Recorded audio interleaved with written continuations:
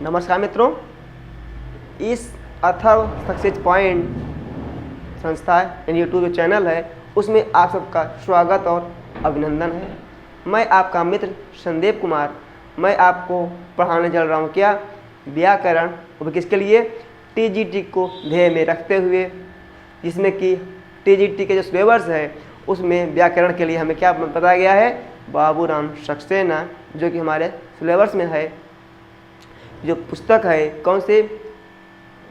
संस्कृत व्याकरण प्रवेश किया। ठीक है, तो हम अध्ययन करेंगे संस्कृत व्याकरण प्रवेश का के आधार पे कारक अध्ययन कर रहे थे। पिछली कक्षाएं आप देख लिए होंगे और आज हमारी जो क्लास चलेगी वो करण कारक का दूसरा पार्ट यानी कि तृतीया विभक्ति की ओर चलेंगे। ठीक है मित्रों, तो हम कल जो क्लास लिए थे यानी किसका? करण कारक का, उसमें हमने आपको 3 या 4 सूत्रों का अध्ययन करा दिए थे। तो उसको एक बार संक्षेप में दिखाते हुए 4 सूत्रों को आज आगे का जो सूत्र है उसको हम आपको बताएंगे ना। तो बस यही बताना था आपसे कि आप जब किसी नए सिरे से स्टार्ट करेंगे तो थोड़ा सा क्या होगा, अजीब होगा। किसी चीज़ को पढ़ने के लिए हमें पिछली कक्षाओं को लेकर देखना चाहिए। ठीक है, तो हमें उम्मीद और आशा है कि आपको भी क्या है, ये समझ में आ रहा होगा हमारा व्याकरण, यानी जो अभी आपको हम दे चुके हैं, जो आपको पढ़ा चुके हैं। ठीक है, तो चलते हैं अपने कहाँ पे?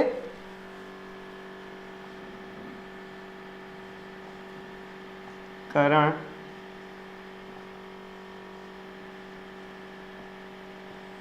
कारक। इसमें हमने आपको कुछ सूत्रों का अध्ययन करा दिया था। वो सूत्र कौन कौन से थे? तो नंबर 1 हमारा सूत्र था, क्या था?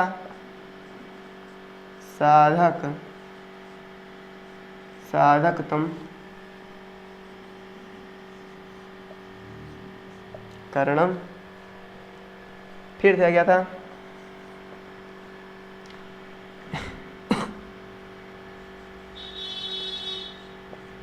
कर्त कर्णयोश।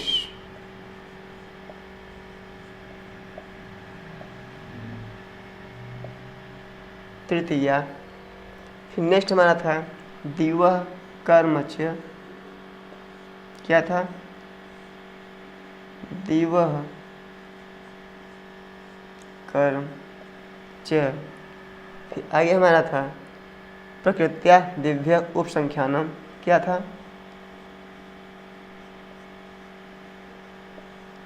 प्रकृत्या दिव्य उप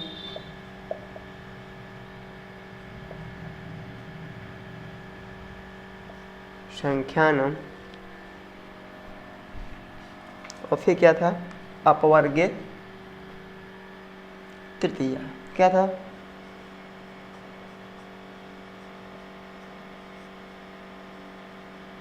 अपवर्गे तृतीया। हम आपको इन्हीं सूत्रों का अध्ययन अभी तक करा चुके हैं। एक सूत्र और था संज्ञोन्यतरस्याम कर्मणि। क्या था? एक मिस हो गया। क्या? संज्ञोन्य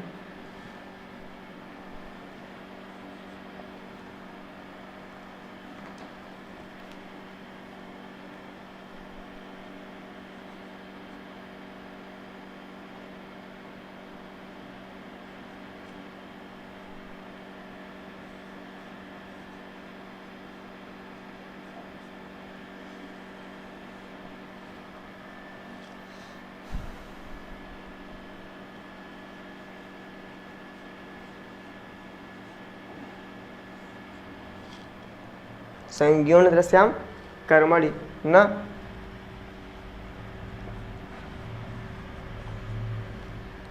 यानी हम आपको कुल मिला के 6 सूत्रों का अध्ययन करा दिए थे। ये चौथा, ये 5वां और ये 6वां।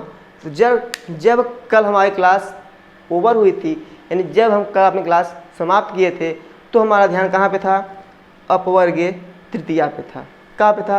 अपवर्गीय तृतीया पे था। तो चलते हैं अपने अपवर्गीय तृतीया की ओर और इसी को फिर से अपने क्लास स्टार्ट करेंगे। तो ये क्या था? साधकतम करणम, यानी कि क्या, एक बार फिर देख लीजिए मोटे मोटे जल्दी जल्दी।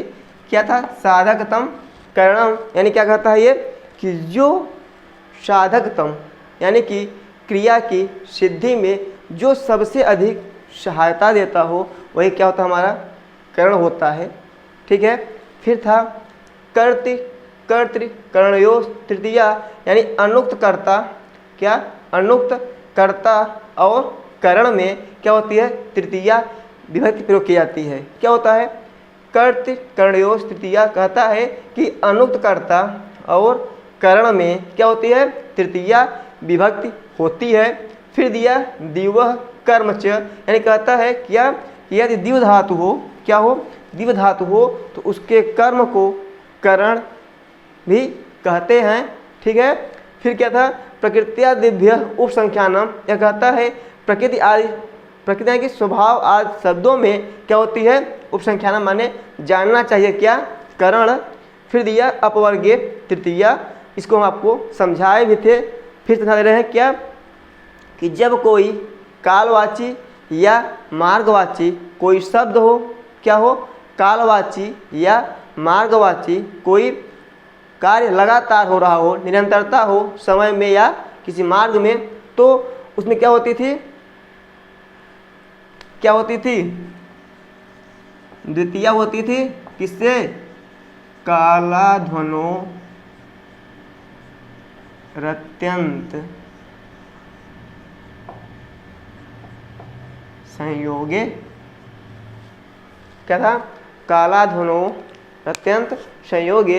ये जो सूत्र था, कह रहा था कालवाची और अध्व माने मार्गवाची का अत्यंत संयोग मतलब क्या हो? शांतत्य हो, यानी कि निरंतरता हो, जहाँ पे उसमें क्या लगती थी? द्वितीया विभक्ति लगती थी। तो यह अपवर्गीय तृतीया कहता है क्या, कि जब इसमें क्या हो जाए? कार्य की सिद्धि हो जाए। क्या हो जाए? कार्य की सिद्धि हो जाएगी, तब अपवर्गीय तृतीया से क्या लगेगा? इसमें तृतीया लगेगी। यदि उतने समय में, उस काल में या उस मार्ग में कार्य की सिद्धि नहीं हो पा रही है, तो कालाध्वनो रत्यंत संयोगे सूत्र से क्या होती है? वहाँ पे द्वितीया विभक्ति लगती है। कल हम आपको उसके उदाहरण भी दिखा दिए थे।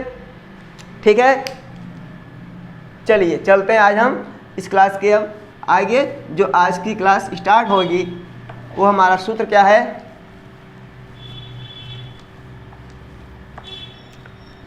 तो मित्रों, हम आपको आपकी पिछली क्लास से जोड़ दिए। अब आप देखेंगे कि आज जो क्लास स्टार्ट होने वाली है वो कहाँ से है? एक सूत्र है सहयुक्ते अप्रधाने। क्या है?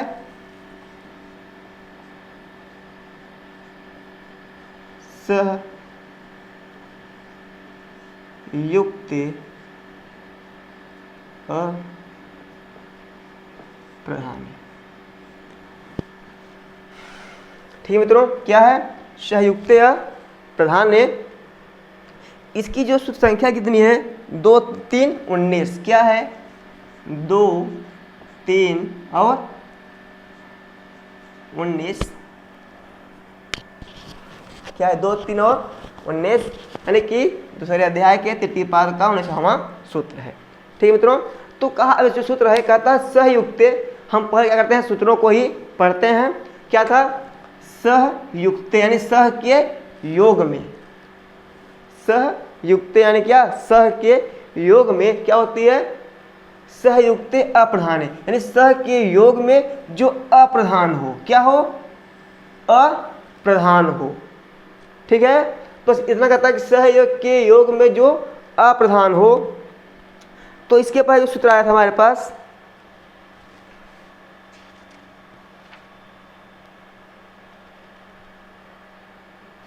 क्या था? कर्तृकरणयोः तृतीया आया था, जो वहां पे आया था। क्या था? कर्तृकरणयोः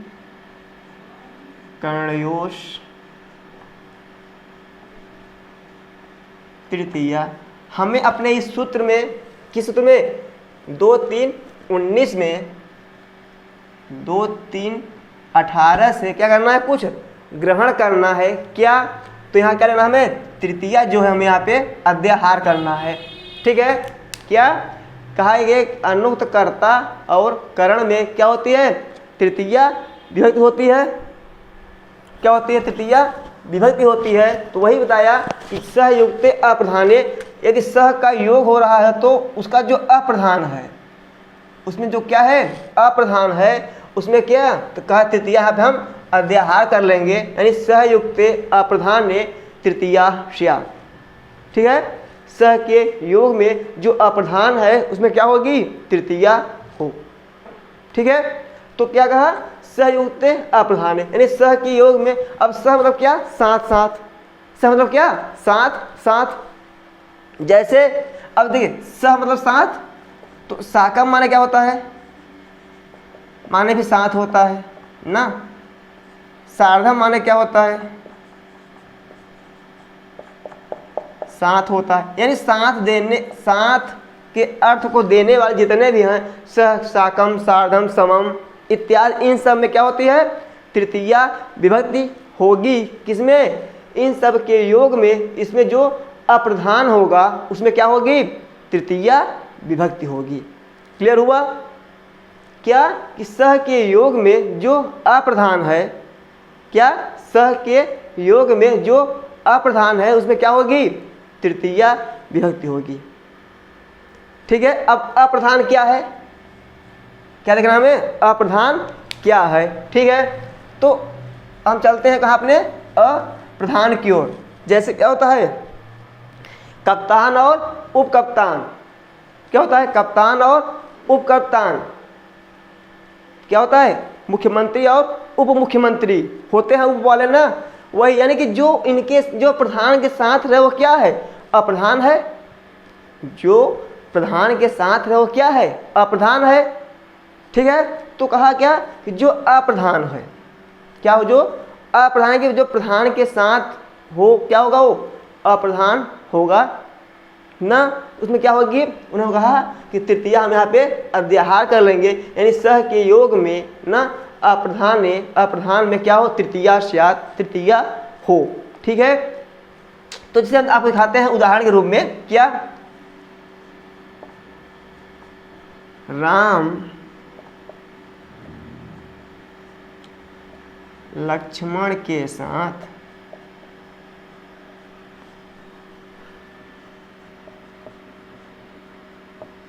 वन में गए।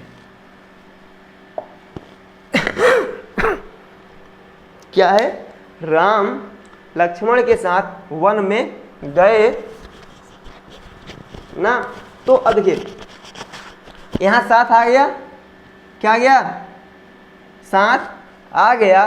तो अब कहा कि जब साथ आ गया, इसमें अब प्रधान कौन है, कौन अप्रधान है, क्या पता करना हमें, इसमें कौन प्रधान है, कौन अप्रधान, हमें ये पता करना पड़ेगा। किसी वाक्य में जब साथ आया है या सह आया है या सार्धम, साकम, समम इत्यादि शब्द आए हैं तो ठीक है, लेकिन इनके इसमें पता कैसे कर रहे हैं कौन प्रधान है, कौन अप्रधान है ना। तो देखते हैं कौन प्रधान है, कौन अप्रधान है। देखिए, तो इसने कहा कि जो अप्रधान होगा उसमें क्या लगेगी, तृतीया विभक्ति लगेगी। अब राम प्रधान है कि लक्ष्मण प्रधान है, कौन प्रधान है। अब आप सोचेंगे राम प्रधान है, क्या सोचेंगे कि राम प्रधान है ना, सोच रहे होंगे ना आप। लेकिन क्या है ये, राम प्रधान इस वाक्य में तो है ही है ना। लेकिन आप जो बता रहे हैं किसी को किससे बता रहे हैं, अपने पूर्व के ज्ञान पे। इस वाक्य के आधार पर आपको पूछा जाए कि कौन प्रधान कौन अप्रधान है, तब आप क्या बताएंगे। आप अपने पूर्व ज्ञान समझ जाइए, राम बड़े भाई थे तो राम क्या हो गए, प्रधान हो गए। ऐसा नहीं बताना है, ठीक है। क्या कि राम बड़े भाई थे तो राम क्या हो गए, प्रधान हो गए। लक्ष्मण छोटे भाई थे क्या हो गए, अप्रधान हो गए। ऐसे तर्क पे नहीं बताना है। आप बताएंगे कैसे, इस तर्क बताएं, उसको कौन बड़ा छोटा नहीं देना आपको, ये ऐसे आप कर दीजिए। आपको बड़े छोटे आप ले लेंगे तो क्लियर हो जाएगा आपका। ऐसे देखिए,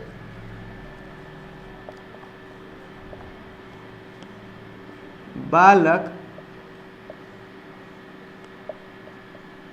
पिता के साथ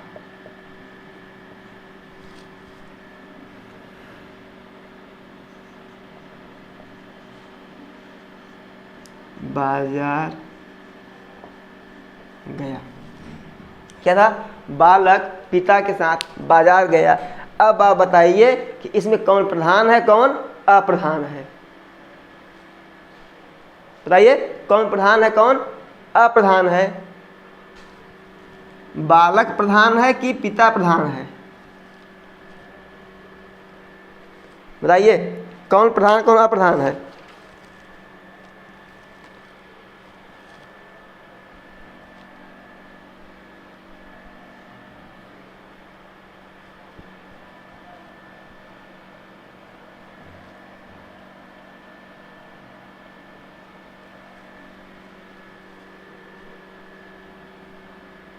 क्या है? कौन प्रधान है? बताइए, प्रधान कौन है? बालक क्या है? प्रधान है और पिता अप्रधान है। क्लियर हुआ? कैसे पता कि कौन प्रधान कौन अप्रधान है? तो अगर देखा जाए, क्या देखा जाए कि जो क्रिया हो रही है इसमें प्रधानता किसकी है? हमने क्या बताया था कि जिसका क्रिया से सीधा संबंध में क्या होता है? कारक होता है ना। तो क्या था? बालक पिता के साथ बाजार गया। क्या था? बालक पिता के साथ बाजार गया ना। ऐसे प्रधान कौन था? तो हमने कहा क्या है? प्रधान क्या है? बालक क्या है? प्रधान है और पिता अप्रधान है। अब आप सोचेंगे कि ये कैसे पॉसिबल हो गया कि जबकि पिता बड़ा है तो ये अप्रधान कैसे हो गया ना। आप सोच रहे होंगे ना कि जब पिता बड़ा है तो अप्रधान कैसे हो गया। आपके मन में आया विचार ना है? तो हम आपको बता दें, जो क्रिया हो रही है, जो क्रिया हो रही है बाजार जाने की, वो मुख्य कौन कर रहा है? बालक कर रहा है। बालक बाजार गया। बालक क्या है? बाजार जा रहा है। तो जो जाने की मेन क्रिया हो रही है किससे हो रही है? बालक की हो रही है। अब एक अलग बात है पिताजी आगे पिता से साथ चले गए। क्या हुआ कि जो क्रिया यहाँ पे की जा रही है बाजार जाने की, तो वो क्या कौन कर रहा है? वो बालक कर रहा है। बालक बाजार गया।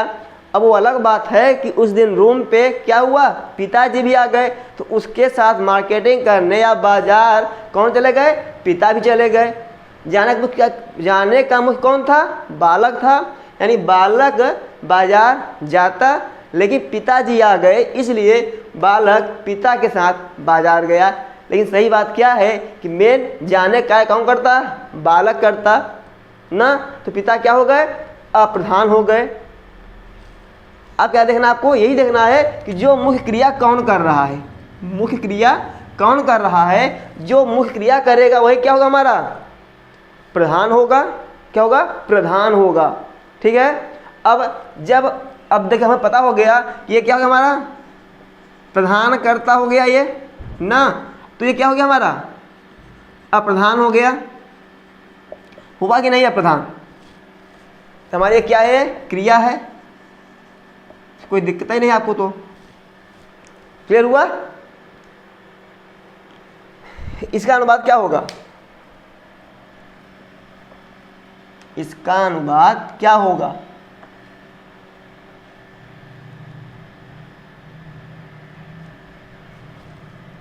क्या होगा? पहले कर्ता कौन है? बालक। क्या हो जाएगा? बालक। अब कहा कि जो अप्रधान है उसमें क्या होगी? सह के योग में जो अप्रधान है उसमें क्या होगी? तृतीया होगी। क्या होगी? तृतीया होगी। तो पिता क्या है? अप्रधान है। क्या हो जाएगा? पुत्रेण। फिर सह मतलब क्या होगा? साथ। कहाँ गया?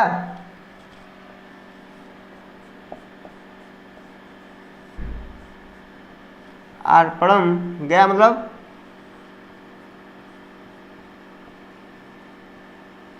अगच्छत।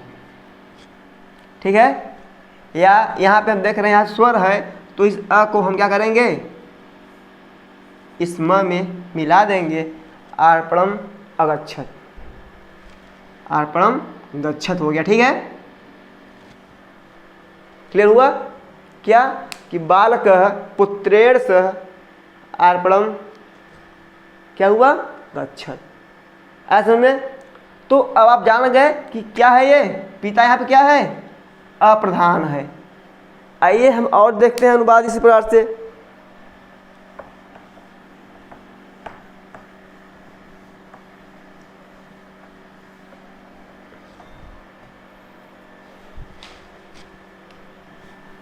अभी आपको हम दिए थे ना क्या, राम लक्ष्मण के साथ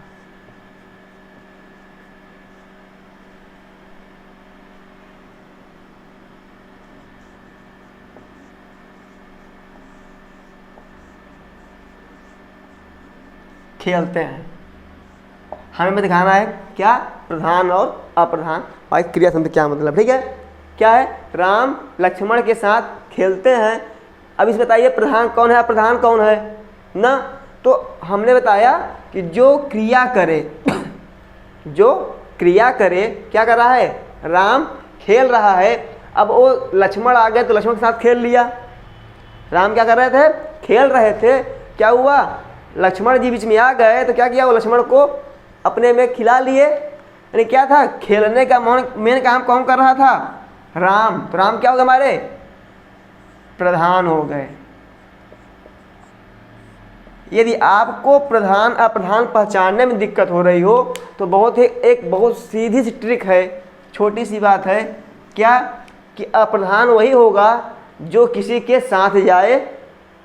जैसे अगर कोई बालक मेले में जा रहा हो, कहाँ पे, मेले में जा रहा हो, तो जो बच्चा होगा उसके साथ, जो बच्चा होगा किसके साथ, किसी पुरुष के साथ, तो क्या होगा, जो बच्चा होगा यानी मेले में जाने के लिए बच्चा क्या करेगा, पिताजी का हाथ पकड़ेगा ना। तो मेले जाने का काम कौन कर रहा था, पिताजी कर रहे थे, बालक भी साथ में हो गया ना। तो जिसके साथ, जैसे लक्ष्मण के साथ है ना, जिसके साथ साथ लगा रहे, जिसके साथ साथ लगा रहेगा वही क्या होगा, अप्रधान होगा।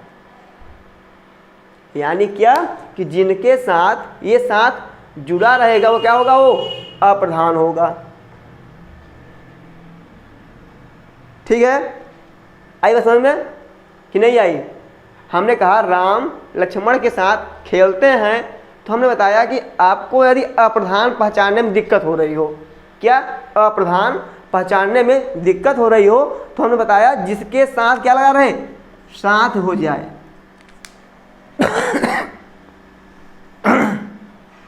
क्या हो, अप्रधान वही होगा जिसके साथ क्या होगा, साथ जुड़ा होगा। ठीक है, यहाँ किस जुड़ा है, लक्ष्मण से, तो क्या हो जाएगा, राम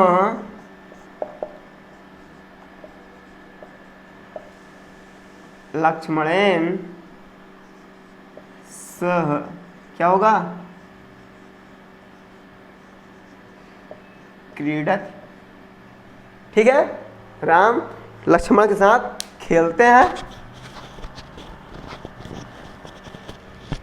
ठीक है, आइए हम आपके अब किताबों का जो उदाहरण दिए हुए हैं जो कि आपके एग्जाम में पूछे जा सकते हैं, हम ऐसे उदाहरणों को यहाँ पे दिखाते हैं।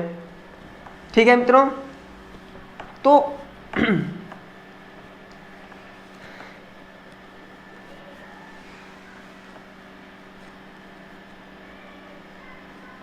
जैसा कि हम आपको पहले ही बता दिए थे क्या, कि इसमें जो सूत्र लिखे गए हैं वो सूत्र अपने आगे के सूत्रों से यानी अपने पूर्व वाले सूत्रों से क्या करता है, कुछ ग्रहण करता है। क्या करता है, कुछ ग्रहण करता है। जो ग्रहण करता है उसे क्या बोलते हैं, हम अध्याहार कहते हैं। ठीक है, जैसे हम क्या करते हैं, गांव में क्या होता है, इलाहाबाद में भी होता है, क्या होता है, जैसे कि अगर आपके रूम में, आप रूम पे रह रहे हो और कुछ घट जाए, क्या कुछ घट जाए, क्या करते हैं आप अपने पड़ोसी के यहाँ जा करके कुछ सामान लाते हैं। तो ये जो पाणिनि जी ने अष्टाध्यायी लिखा है ना, उस अष्टाध्यायी में प्रत्येक सूत्र क्या है, पूर्ण नहीं है, और जो पूर्ण नहीं है वो अपने पूर्व वाले सूत्रों से क्या करते हैं, उसको अध्याहार कर लेते हैं। ठीक है मित्रों, तो वही जो हम लोग आज भी करते हैं वो क्या किया, पाणिनि जी पहले ही सिखा दिया हम लोग को ना। जब गांव में हम लोग होते हैं पड़ोसी के यहाँ, तो भी वही होता है, यदि घर कुछ खत्म हो गया है तो मार्केट जाने का टाइम ना हो, क्या करते हैं, भाई जान के लेता हुआ काम हो जाए, फिर बाद में आई मार्केट से, है ना। तो हम क्या पढ़ा थे, संयुक्ते अप्रधाने। हम बताए जो अप्रधाने था इसलिए हम क्या करें, अप्रधाने में जो दिया था मित्रों, क्या संयुक्ते अप्रधाने, तो कहा सह के योग में अप्रधान में ना। तो अभी इतना कहा सह के योग में अप्रधान में, अब हम अप्रधान में क्या करें, अप्रधान में हम क्या करें ना। तो हमें क्या करना है, ये जो 2 3 19 था, 2 3 19 था, तो हम क्या करेंगे, इसके जो पूर्व सूत्र थे क्या 2 3 18 में तृतीया दिया हुआ था, हम उस तृतीया से यहाँ पे अध्याहार कर लिए हैं। ठीक है, तो अब ये आप जानते रहेंगे जो अप्रधान होगा उसमें क्या होगी, तृतीया विभक्ति होगी। क्लियर हुआ। चलिए हम चलते हैं आपके जो सूत्र दिए हुए हैं आपके पुस्तक किसमें, संस्कृत व्याकरण प्रवेशिका में।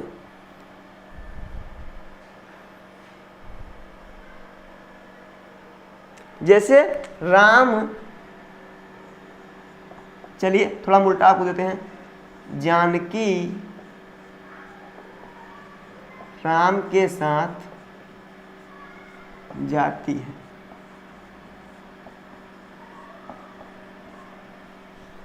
क्या है, जानकी राम के साथ जाती है। अब आप जान जाएंगे कि इसमें प्रधान कौन है और अप्रधान कौन है, जान गए। हाँ बताइए। जी हाँ, जिसके साथ जुड़ा हुआ है ये क्या होगा, अप्रधान होगा। क्या होगा, अप्रधान होगा। ये क्या है, पहचानने का आसान तरीका है। ठीक है, यदि हमें कन्फ्यूजन हो कि किसमें हम तृतीया लगाएं, तो क्या वो जो अप्रधान हो उसमें क्या लगेगी, जो अप्रधान होगा उसमें क्या लगेगी, तृतीया लगेगी। तो उन्होंने कहा अप्रधान कौन है, कहा अप्रधान जानने के लिए जिसके साथ जुड़ा हुआ है, जिसके साथ जुड़ा हुआ है वो क्या होगा, अप्रधान होगा। क्या होगा, अप्रधान होगा। ठीक है, तो अप्रधान कौन था, राम थे ना। तो क्या होगा यहाँ पे,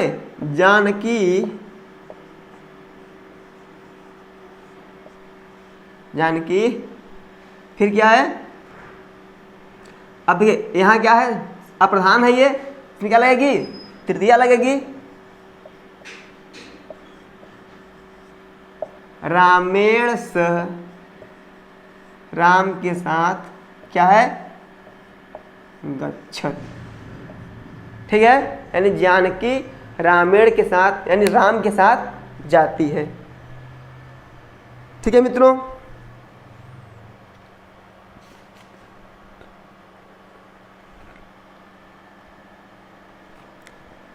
ना, जानकी राम के साथ जाती है। क्लियर हुआ, कोई दिक्कत हो इसमें। देखिए यदि क्लियर ना हो, समझ में ना आए तो आप पूछ सकते हैं, बेझिझक पूछ सकते हैं, उसमें कोई डाउट नहीं कि हम नहीं बताएंगे आपको। हम यही आपको बार बार कहते हैं कि जब आपको समझ में ना आए या कुछ कम समझ में आए तो आप कमेंट में बता सकते हैं कि सर ये समझ में नहीं आया या ये क्लियर नहीं हुआ। ठीक है, तो आगे करेंगे, कमेंट में आप लिख सकते हैं कि ये क्लियर नहीं हो रहा है, ये कैसे हुआ, आप बिल्कुल बेझिझक पूछ सकते हैं। ठीक है, तो हम क्या बताया आपको कि जो यदि आपको अप्रधान पहचानने में दिक्कत हो रही हो तो क्या होगा, जिसके साथ जुड़ा हो, जो साथ में जुड़ा हो, राम के साथ, राम क्या हो गया यहाँ पे, अप्रधान हो गए। ठीक है, और जो अप्रधान हो उसके लगी तृतीया लग जाएगी। ठीक है, अब देखिए चाहे हम सह लिख दें तब भी सही रहेगा, या क्या लिख दें हम यहाँ ये लिख सकते हैं क्या, जानकी रामेण साकम गच्छति। हमारा यह भी अनुवाद क्या होगा मित्रों, ये भी हमारा अनुवाद सही होगा, हमारा यह भी हमें क्या होगा, सही होगा, क्योंकि सह माने भी साथ होता है और साकम माने भी क्या होता है, साथ होता है। क्लियर हुआ? क्या होता है, सह माने क्या होता है, साथ होता है, और साकम माने क्या होता है, साथ होता है। तो हम सह के स्थान पर साकम का प्रयोग कर सकते हैं। वहाँ जो सह युक्ते अप्रधान दिया था, सिर्फ सह से मतलब सह नहीं लेना है, सह के समान जो अर्थ देने वाला और भी शब्द हैं, हम उन शब्दों को क्या करेंगे, वहाँ पे प्रयोग कर सकते हैं। ठीक है, तो यहाँ पे जब साकम कर देंगे क्या हमारे बात, तब भी सही रहेगा। ठीक है,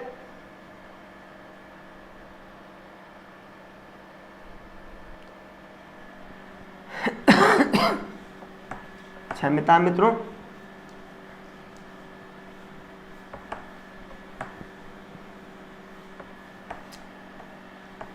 जैसे आपसे हम कह दें, क्या आपकी पुस्तक में दिया हुआ है, हनुमान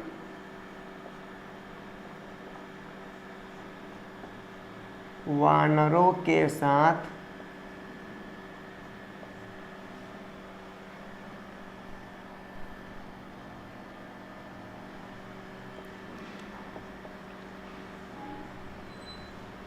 जानकी को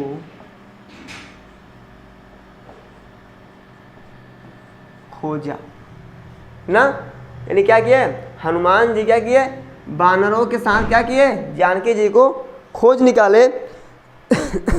तो अब यहाँ पे अगर आपको परेशानी हो रही हो कि क्या इसमें कौन प्रधान है कौन अप्रधान है, तो आप जान रहे हैं कि जिसके साथ क्या है, साथ जुड़ा हुआ है, क्या होगा, यही अप्रधान हो गया। पहले हम अप्रधान पा गए, क्या पा गए, अप्रधान पा गए। अब हमारी समस्या हल हो गई। क्यों? क्योंकि अब कर्ता क्या होगा, यहाँ प्रथमा में रहेगा और अप्रधान में तृतीया लग जाएगी, सह साकम सार्धम लगा के साथ के लिए जानकी है ना। तो क्या होगा यहाँ पे अनुवाद, क्या होगा इसका अनुवाद बन जाएगा हनुमान, जिसे राम से राम ना, वानरों के साथ यानी क्या, वानरई। अब चाहे आप सह लिखिए, चाहे साकम लिखिए, चाहे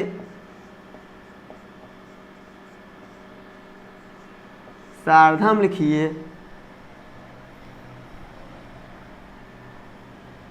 चाहे समम, यानी मित्रों आप इन चारों में से सह साकम सार्धम समम, इन चारों में से साथ के लिए कोई भी प्रयोग कर सकते हैं। इनके प्रयोग के साथ ही जो इसका अप्रधान होगा उसमें क्या लगेगी, तृतीया लगेगी। वानरई सह, सह साकम सार्धम समम, यहाँ वाह कर दिया, आप समझ जाएंगे। ठीक है, कोई भी एक प्रयोग कर सकते हैं। क्या होगा, हनुमान वानरई सह, ठीक है, हम सह बोल दे रहे हैं। और क्या है, जानकी को, यानी कि क्या, जानकी, जानकी क्या किए,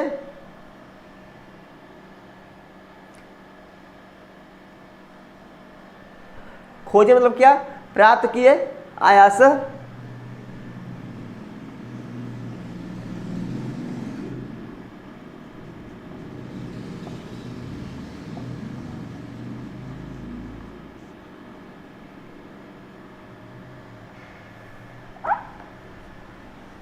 ठीक है मित्रों, क्या था, हनुमान हनुमान वानरई सह जानके मार्ग में आयास, भाई मार्ग क्या किए, खोज निकाले कि उन्हें कहाँ तक, वैसे कैसे उनके पास तक जाना है। ठीक है मित्रों, चलिए अब हम आगे।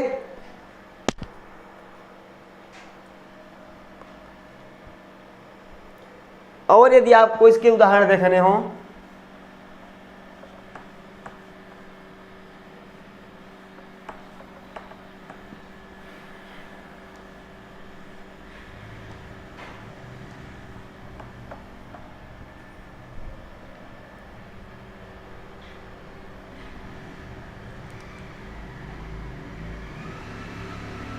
क्या राम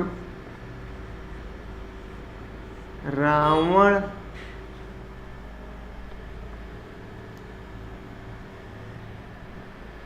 राम सुग्रीव के साथ, किसके साथ? सुग्रीव के साथ रावण को मारे। क्या है? राम सुग्रीव के साथ रावण को मारे। तो यहाँ क्या होगा मतलब फिर साथ लगा हुआ है, किसी के साथ? सुग्रीव। सुग्रीव क्या हो जाएगा हमारे पे? अप्रधान हो जाएगा। क्या हो जाएगा? अप्रधान हो जाएगा। तो क्या हो जाएगा हमारा? अप्रधान क्या लगेगी हमारी? तृतीया लगेगी। राम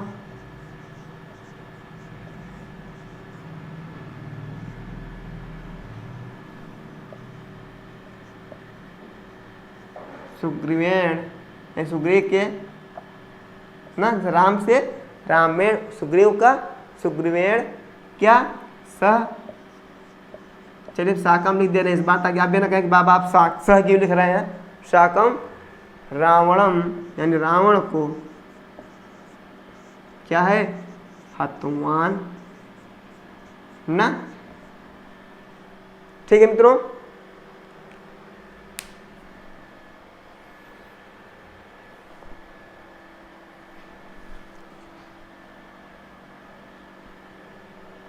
क्या है? राम सुग्रीव के साथ रावण को मारे।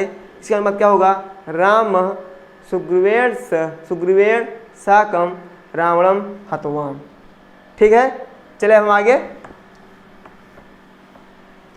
हम उम्मीद आशा कर रहे हैं कि आपको अब ये संयुक्त अप्रधान में क्लियर हो गया होगा ना।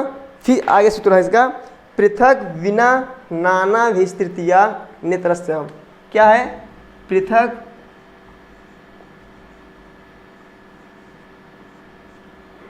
पृथक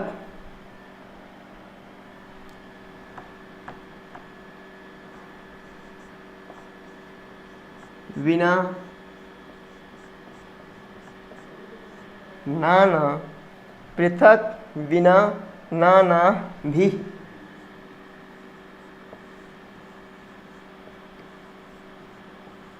तृतीया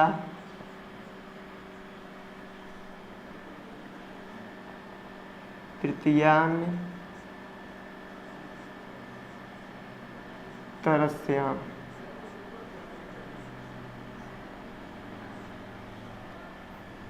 कितना है? 2 3 32। ठीक है, क्या दिया? अन्य तरस्याम मतलब क्या होता है?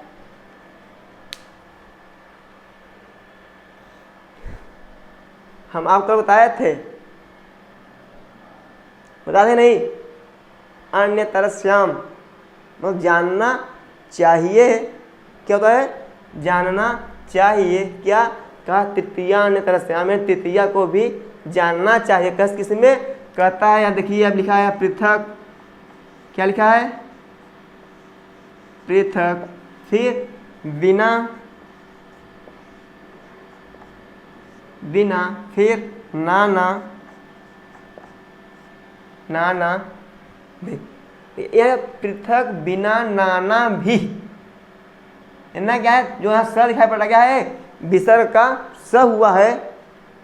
क्या हुआ? विसर्ग का, विसर्ग का स हुआ है। जो अब क्या दिखाई पड़ रहा है यहाँ पे? आधा स के रूप में। तो क्या बताया कि पृथक यानी क्या होता है? अलग होना। क्या होता है?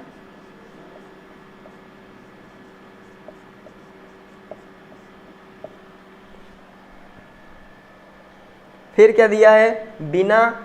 आप जान ही रहे हैं बिना में क्या होता है? नाना माने फिर क्या होता है?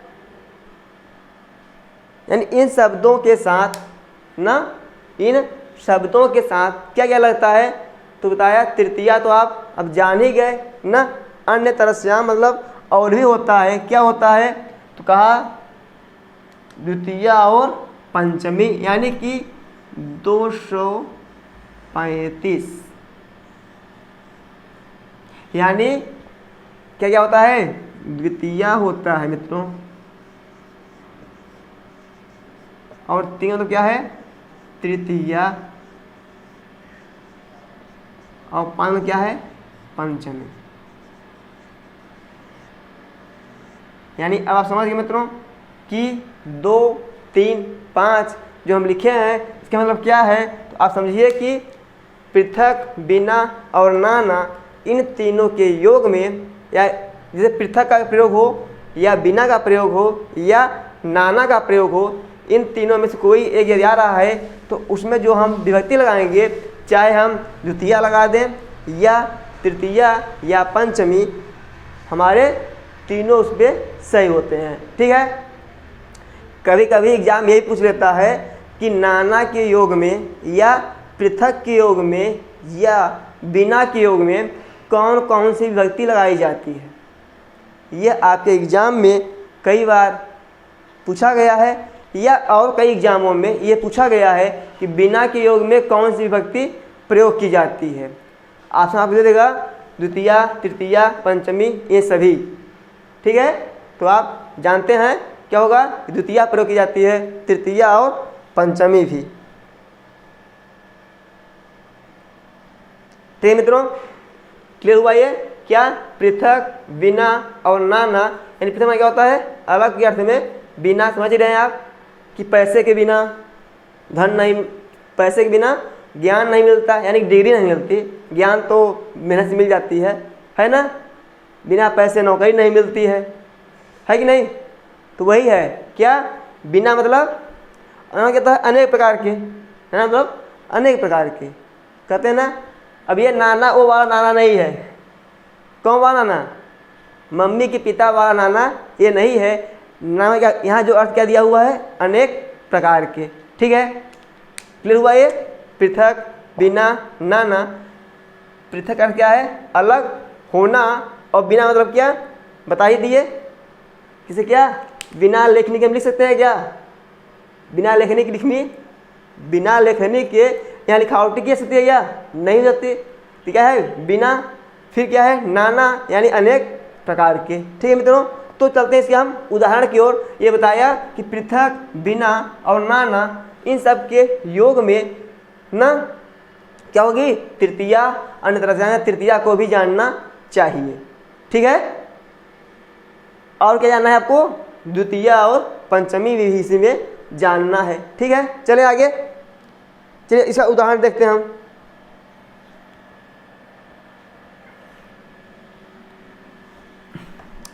ये 3 दिया हुआ है ना, आपको 3 उदाहरण दे देते हैं, समझा देते हैं। एक उदाहरण,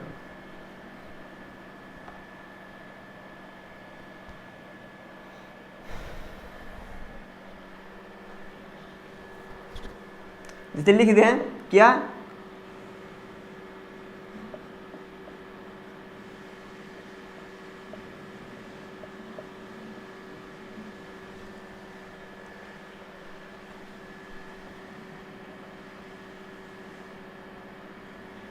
कौशल्या न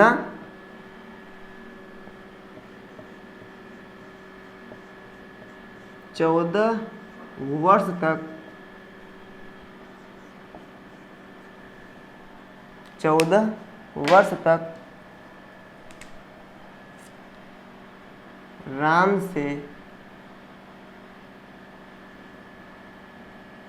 अलग रही। क्या था कि कौशल्या 14 वर्ष तक राम से अलग रही।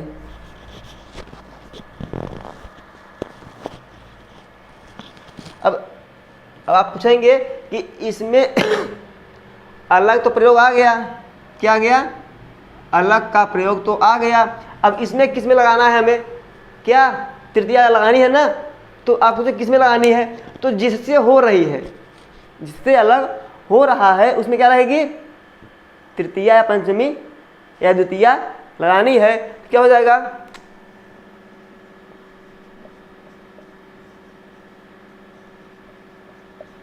कौशल्या कितने वर्ष तक, 14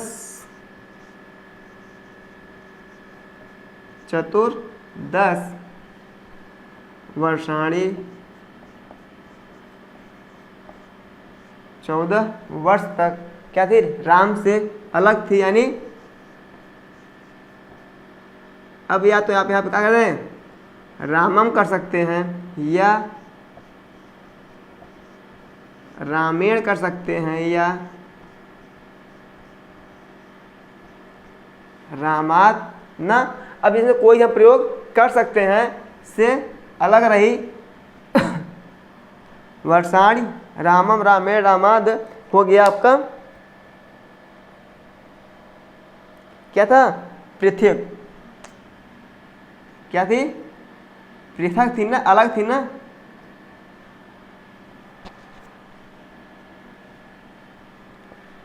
ठीक है,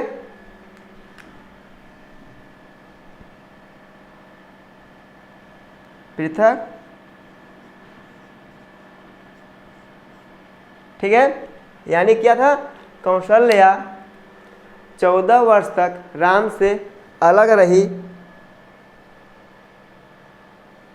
तो इसका अनुवाद क्या बनेगा, आप देख लिए क्या कि कौशल्या चतुर्दश वर्षाणी रामम रामेण रामात, कोई भी कर सकते हैं, पृथक उवास, पृथक वास की या पृथक रही। ठीक है मित्रों, क्लियर हुआ। ये हो गया हमारा पृथक का। ठीक है, अब बताते हैं हम किसका, बिना का। किसे बताएंगे हम आपका, अब आपको बनाएंगे बिना का। क्लियर हुआ ना। ये कहाँ लगाना है हमें तृतीया, तो कहा जिससे अलग हो रहा, किसमें लगाना है, जिससे अलग हो रहा है। किससे अलग थी वो, राम से। कैसे राम में, चाहे आप द्वितीया लगाइए या तृतीया लगाइए या पंचमी लगाइए। ठीक है मित्रों, आप जानते रहिएगा कि पृथक, बिना और नाना, इनके योग में जिससे ये हो रहे हैं, जिससे ये अलग हो रहे हैं, उसमें क्या लगेगी 235, यानी द्वितीया, तृतीया और पंचमी। ठीक है, चलिए आगे देखते हैं। अब बिना का प्रयोग देखते हैं।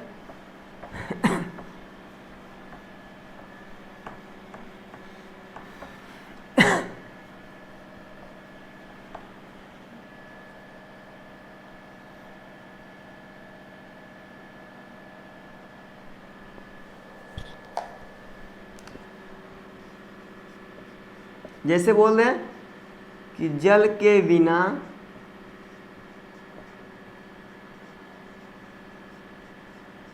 कमल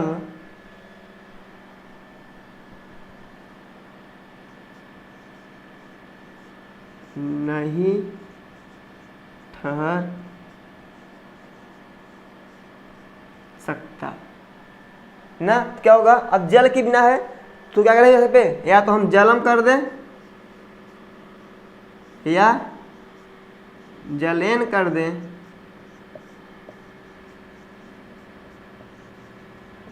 या जलाद कर दें ना। तो क्या के बिना ना, जलम बिना कौन, कमल न स्थातुम शक्नोति। क्या होगा,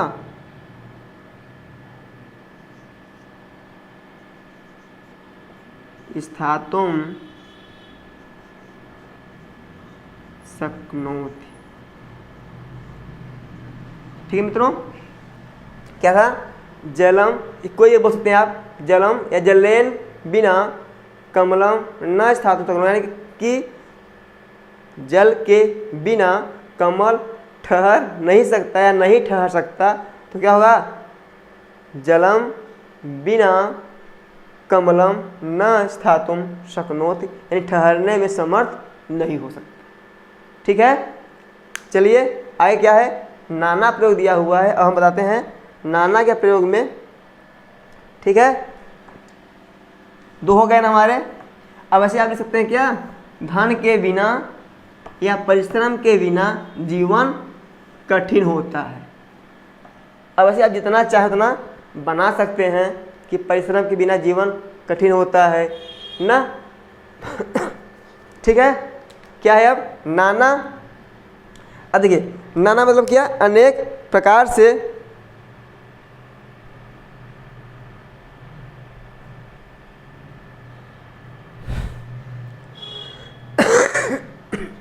क्षमता मित्रों, जो बिना दिया हुआ है और फिर क्या दिया हुआ है, नाना